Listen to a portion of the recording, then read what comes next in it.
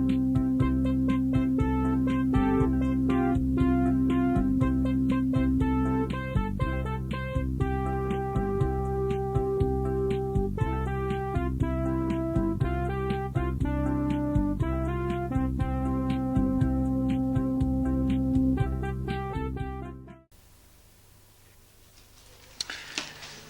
is our fifth meeting for emotional harmony. Last week I had given you some sheets for analyzing childhood experiences and the resulting childhood beliefs which may have been created by those childhood experiences. Today I would like to speak a bit about three thoughts which may help us to start getting free from beliefs which we realize now are limiting our happiness, limiting our positive emotions. I think everyone by now has realized one or two beliefs which may be limiting him or causing him to have less harmony or happiness or peace or feelings of unity with other persons than he or she would like to have. And actually I think it would be useful for me to stop for one moment and give you a minute or two just to write down so that you can have in your mind something specific as we are speaking today. Write down a belief or an emotion, at least, if you can't find the belief, that you would like to get free from. An emotion and or a belief from which you would like to be free. I'll leave it.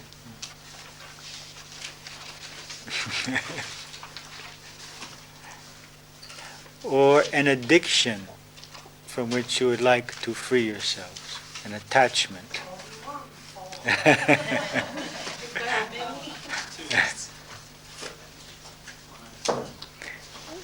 Write a few, if you want to write a few. An attachment, an addiction, an emotion from which you would like to get free.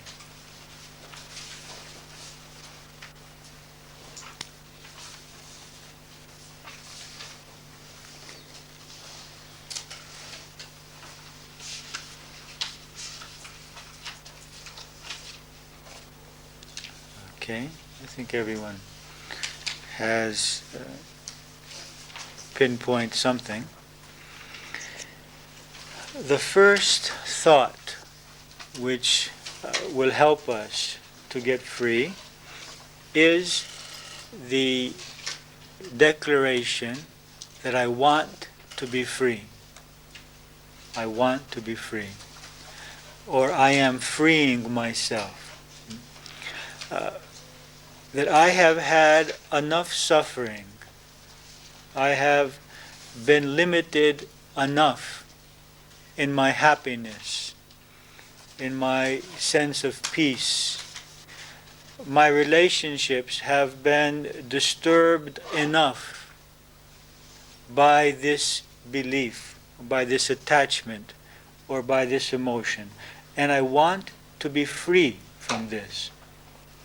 I want to regain my inner strength, my inner peace, and my ability to love without conditions. So the idea here is that we are not free at this moment. We believe that we're free, or we believe that others limit our freedom, but the reality is that our beliefs limit our freedom. Our fears limit our freedom. Our attachments limit our freedom. We talked about the bananas, didn't we? Where we have our hand in the bottle and we're holding on to the banana and the bottle is tied to a tree and we can't get our hand out. And we think that the bottle is limiting us or that the tree is limiting us. But nothing is limiting us but our own attachment to the banana. The moment we say, I release that banana or those peanuts, I am free. So in all cases in which we feel limited, that our happiness is being limited, that our peace of mind is being disturbed by others, it's just simply that we're attached to having something, to receiving something, or being something, which we want to be, from that specific person, or from that specific situation, and because we're not getting it, we're unhappy. Another example is a man holding a cat by the tail and complaining that the cat is scratching him and causing him to bleed. He's got nothing else to do but to leave the cat's tail. And so many of us are holding cats by the tail, various attachments that we have, and they're causing various problems, causing us to lose our health or to have many conflicts with other persons. And there's nothing else we have to do but just leave the cat by its tail, from its tail. So we are continuously confronted with a choice for security, which means living and thinking and emoting in the way that we have been until now, or growing, choose growth or evolution, which means change, getting free from old thought patterns, from old ways of thinking and functioning. Of this choice of growth or security is well expressed in a small parable which you will find in the sheet that you have, called The River Beings. This is an excerpt from the book The Adventures of a Reluctant Messiah, Illusions, The Adventures of a Reluctant Messiah, by Richard Bach, who has also written the Jonathan Livingston Seagull and a number of other books after that.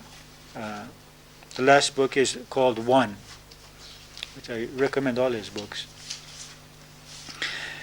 Here there is a reluctant Messiah, a Messiah who was born in the last 20 years and gets tired of his job as a Messiah.